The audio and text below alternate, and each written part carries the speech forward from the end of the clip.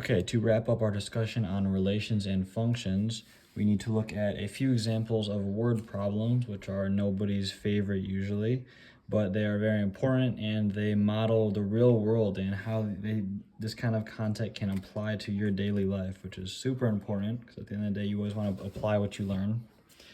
So, given the first example, we have Brendan has an initial balance of $1,000 in his bank account. He gets paid $100 a day. Using the function named m, the independent variable t, and the information given, write an equation that models Brendan's bank account. T is measured in days.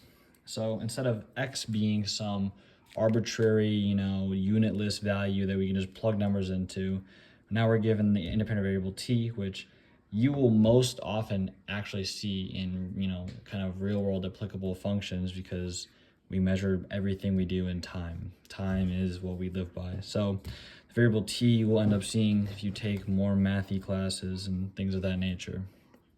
But just to be aware, if I plug in 1 for t, it means I'm evaluating it for 1 day. And so that's what that means.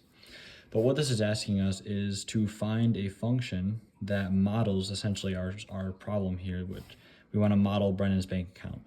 And so what this means is he gets paid $100 a day. Now, you might not know where to start, but if you get paid $100 on the first day, and t is measured in days, that means you get $100 on t equals 1. Now, you'll also get $100, so forgetting about what he has initially, t equals 1, you have $100. Now it's day 2. T equals 2. He gets $100 a day, so you get $100 on t equals 2. But you already had 100 from the first day, t equals 1. So on day 2, where t equals 2, you have $200. Again, this is not including what he starts with yet. T equals 3 has the same. You get $100, but assuming you didn't spend any, which we're assuming that, he had 200 from the previous 2 days. So on t equals 3, he has $300.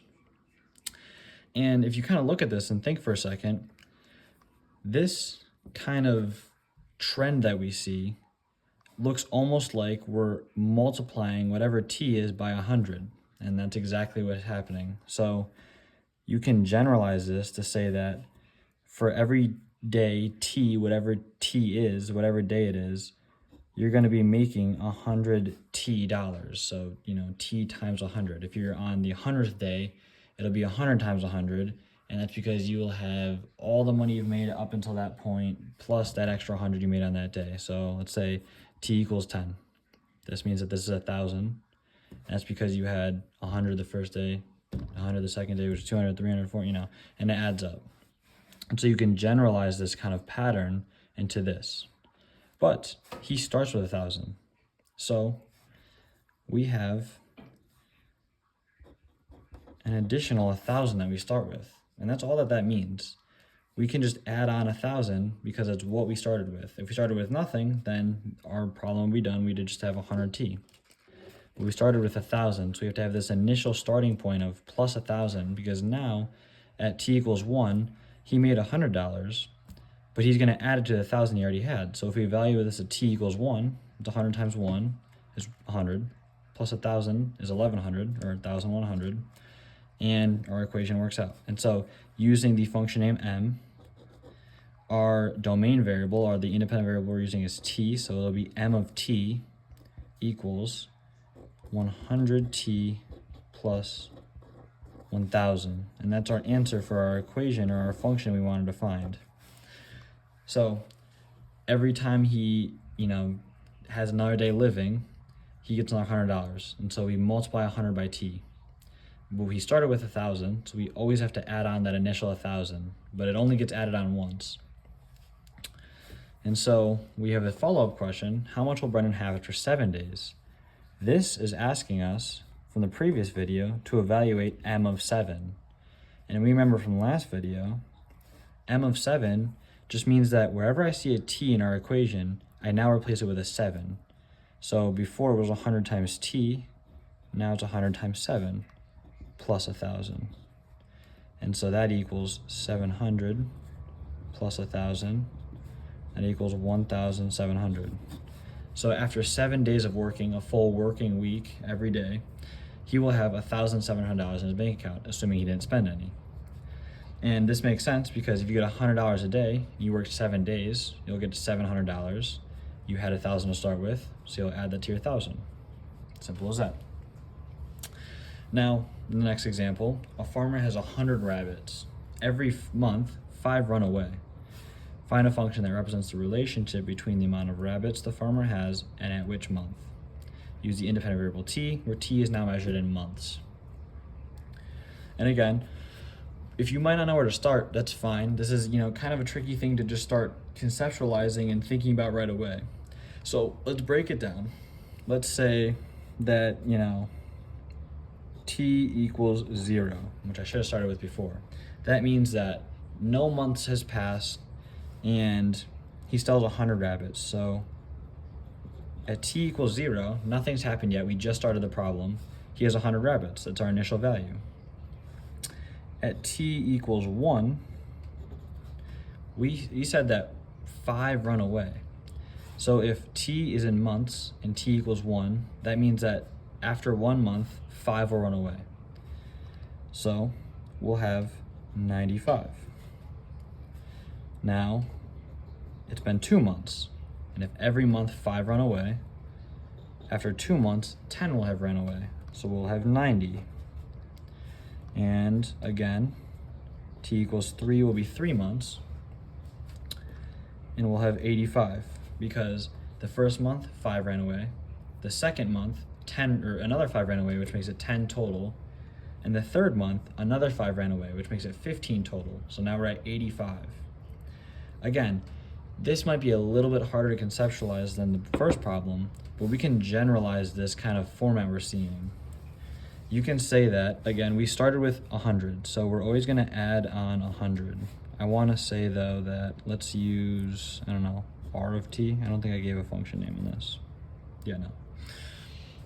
So let's use r of t. It could be anything, could be f of t, whatever, but let's say r of t is our function. We know we have 100 rabbits to start with. So no matter what, without any t going by, we have 100 rabbits. However, every month we lose 5.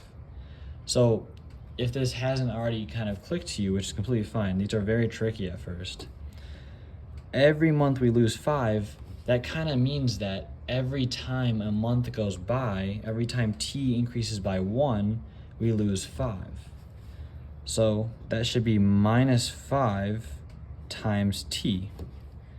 And because every time a month goes by, we lose another 5, that's just like multiplying 5 by whatever month it is, negative 5, of course, and then adding it to our 100.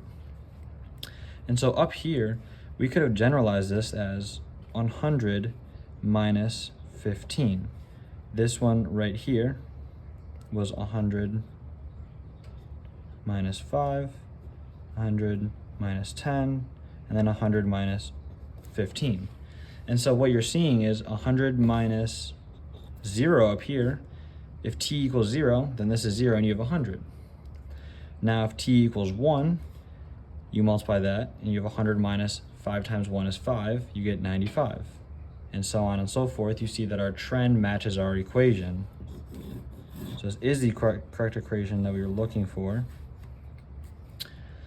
And so if you're starting these kind of problems, you can always check and see, what happens if I just start plugging in dummy values? Does it make sense? Can I find a pattern? Can I find a trend? And then from there, can I generalize it? Does this make sense to me? Does it make sense that we start with 100 and then we subtract every 5 times whatever month it is, because every month we lose 5? And so a bonus question would be, I'm not going to write it down, but, well, now whatever.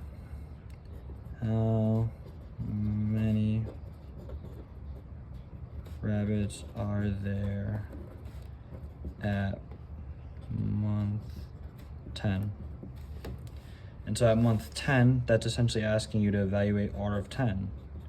That's going to be 100 minus 5 times 10, which will be 100 minus 50. That'll be 50 rabbits. Important to have units. Should have done units up here too. Whatever. Did I do this wrong? I never remember. Anywho.